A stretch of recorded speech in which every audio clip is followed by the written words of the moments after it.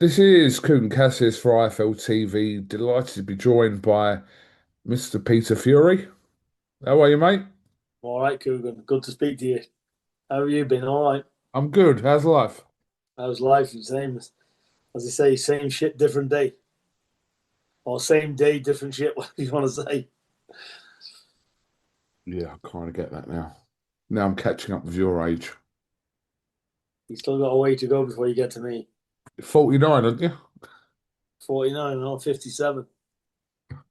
I know you're taking the piss when you say that, but yeah, 57, I'm Coogan. not taking a piss at all. You get away with a 49-year-old. No, maybe in another life. Um, GBM show this Saturday. Yeah, Yeah, Gladys back out again. yeah. Expecting a tough fight or not?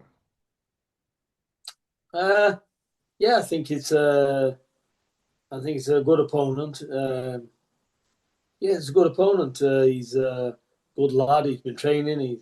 He got a fight cancelled in Dubai the other week, so his fight fell through. So he's got this one. So yeah, very appreciative, and yeah, he's coming to win as well. So it's good. It's a good fight on paper. Next progression of his his stage now. He's not the finished article, but he's getting there slowly but surely. He's definitely getting there, Coogan, and all being well tomorrow night, then he's got a fight on the 28th of November in Holland, and hopefully we can put a title to that fight and get somebody of a good caliber. That, Absolutely. that's the plan for him, which will be his ninth fight. So he'll have had, yeah, he will have had 9 fights in a year, so it's good for him. Hopefully, we can put a title on some kind of title for him on by the end of the year and get him world ranked. What's going on with Hughie at the moment? Yeah, he's recovering. He's back in the gym. Listen, he's had a knee operation. He had problems. He had keyhole surgery on his knee, so he's recovering from that. And we're seeing how it goes. So let's see if he's. I'll know this coming week because we're going to start sparring and see what he's like on the knee.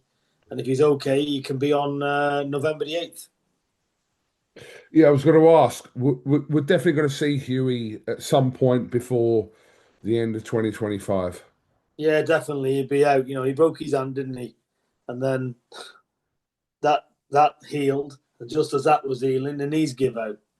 But it's been going on for a while with the knee, to be fair. He had an operation about 7, 8 years ago on it. And it's just worn again.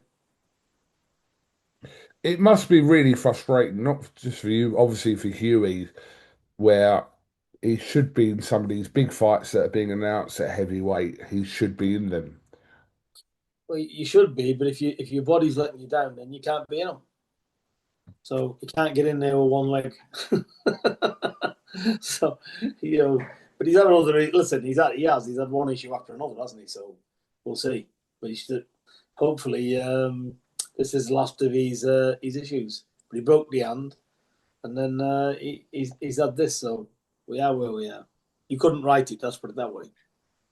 No, but I'm just saying, kind of from the outside perspective, like with whatever heavyweight fights is going on now, like Hughie should be in contention for any of these fighters.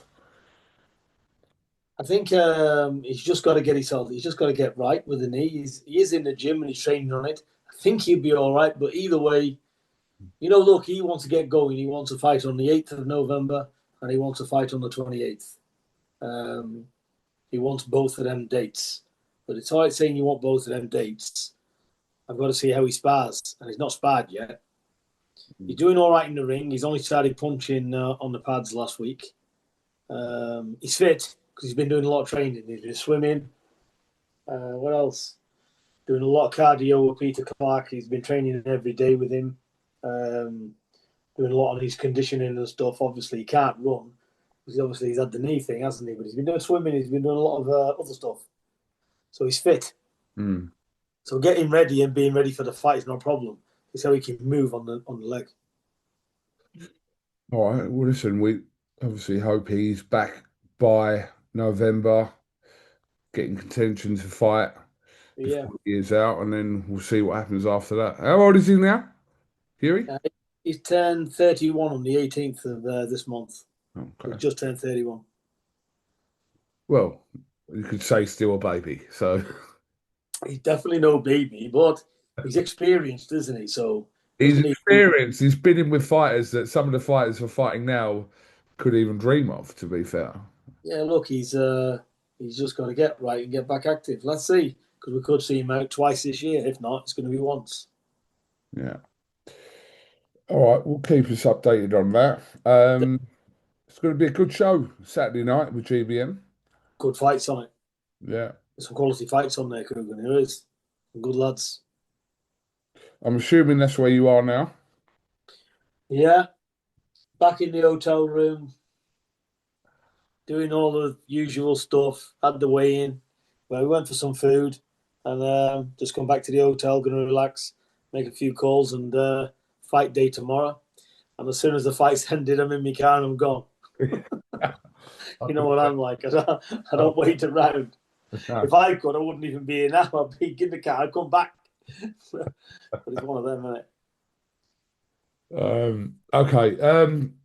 Peter, just a couple of things, obviously, before we finish. I do. First of all, I want to talk about obviously somebody you would have come around a long time in Ricky Hatton, which it's been well a couple of days shy of 2 weeks that we found out about the passing away of Ricky Hatton, and it's so tragic that such an icon to anyone really, but just like a sporting icon. This has happened.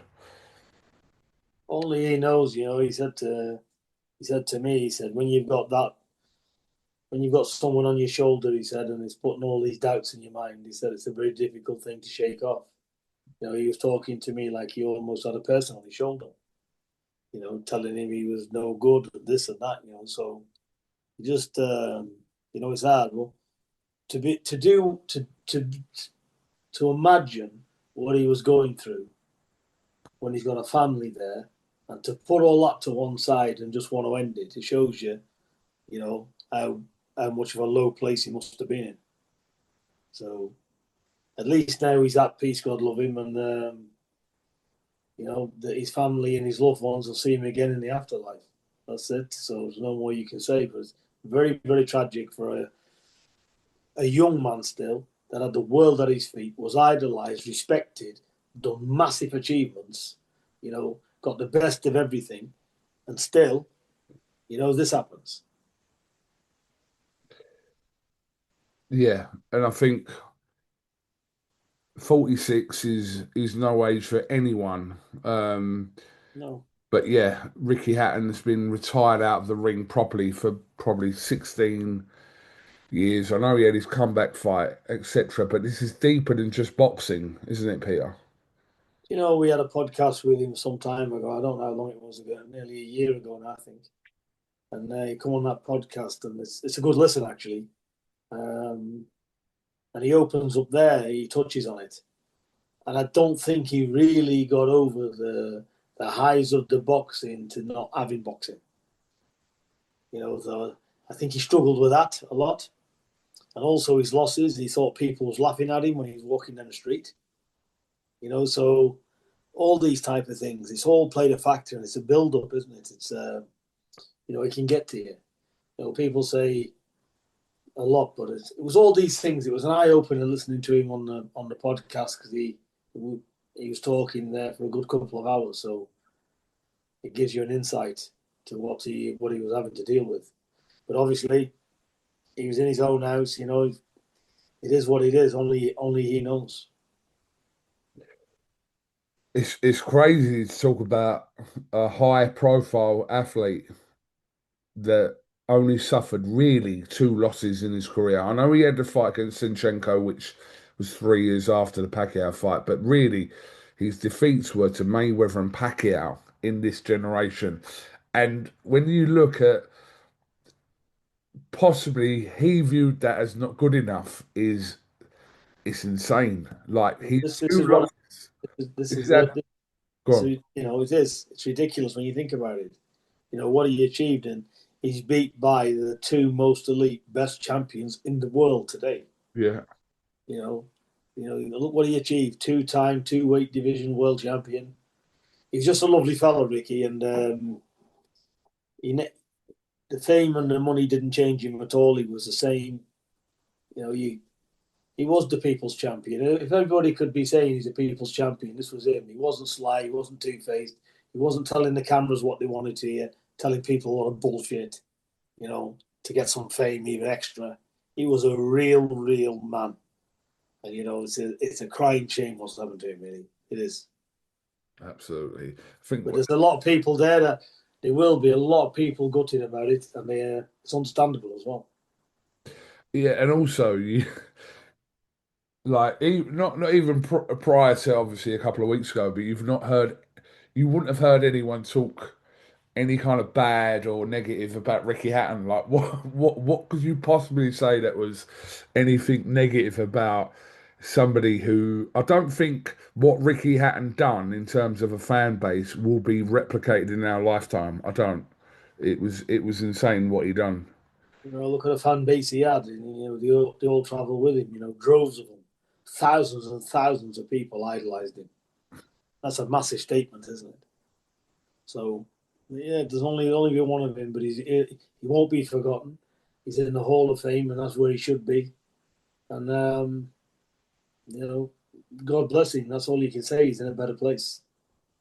So, but very tragic, and very tragic for the ones left behind, Hmm. especially his close people, his family. Yeah, I echo those thoughts absolutely, Peter.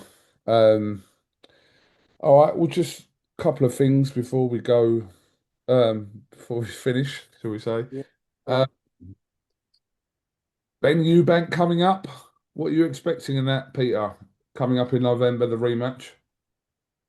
It was close last time, but obviously Eubank did win it. Um, but he fought well. Who knows? It could be.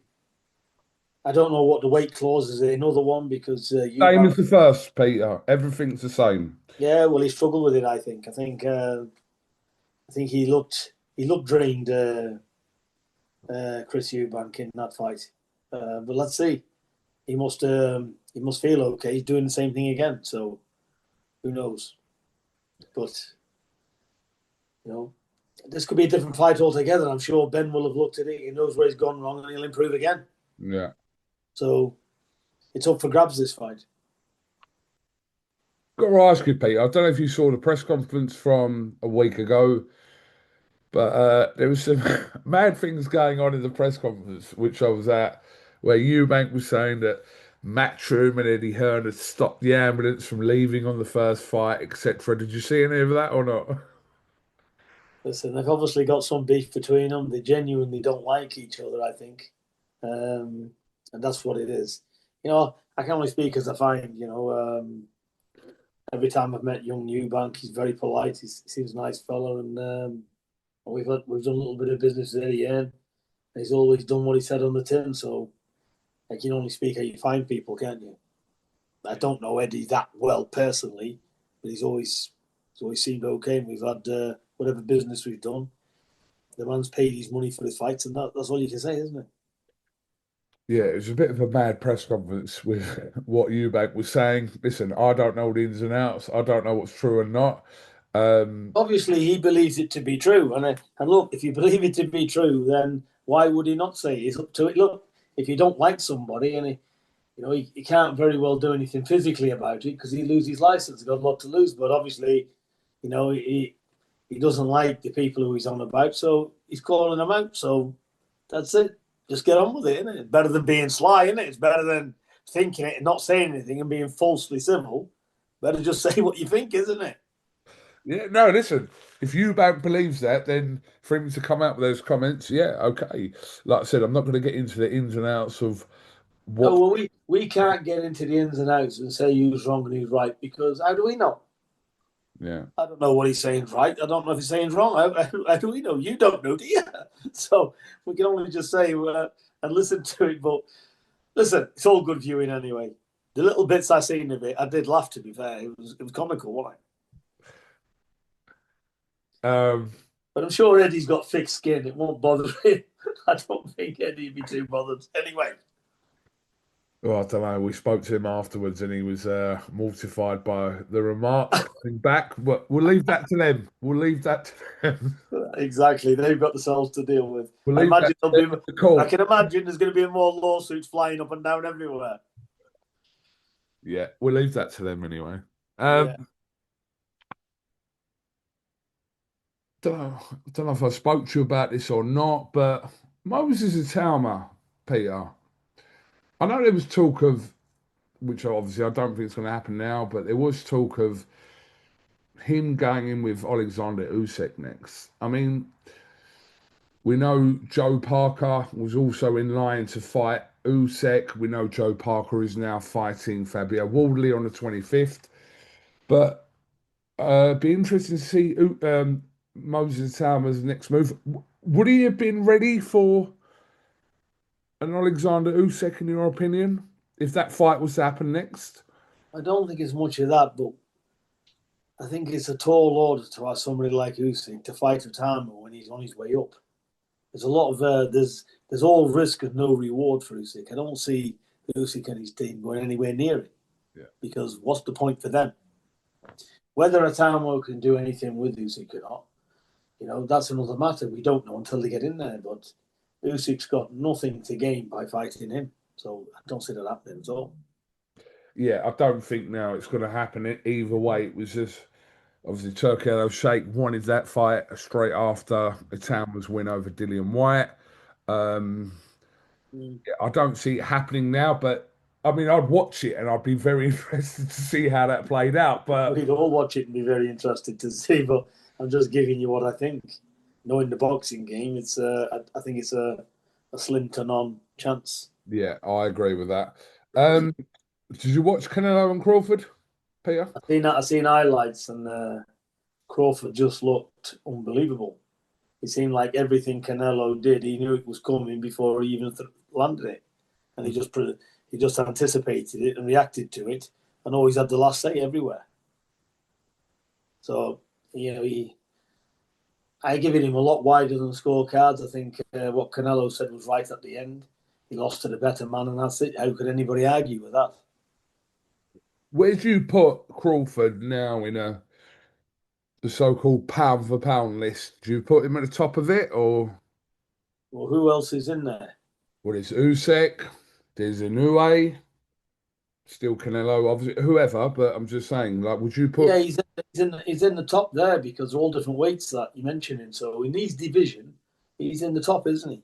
Do you agree with the whole pound for pound theory as such? Because